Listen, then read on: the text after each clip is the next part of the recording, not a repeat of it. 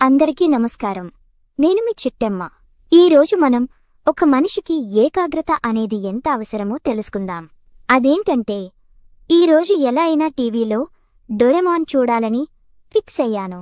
TV on చేయాలంటే remote కావాలి కదా. రిమోట్ అయితే నాకు కనిపించలేదు. అమ్మతో అడిగాను, రిమోట్ ఎక్కడ పెట్టావని. అమ్మ సోఫా కింద, మంచం కింద అంతా వెతికింది. ఎక్కడా కనిపించలేదు. చివరికి ఫ్రిడ్జ్ డోర్ ఓపెన్ చేసింది. అందులో రిమోట్ దొరికింది.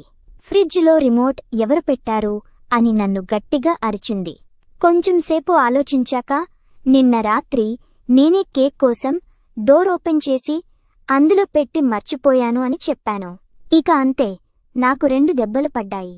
అందుకే మనిషికి ఏకాగ్రత అనేది చాలా అవసరం. ఏ పని చేసినా ఏకాగ్రతతో చెయ్యండి. నాలా దెబ్బలు తినే పనులు మాత్రం చేయకండి. మనం మరో మోటివేషన్ వీడియోతో మళ్ళీ కలుద్దాం. ఇది మీ చిట్టెమ్మ.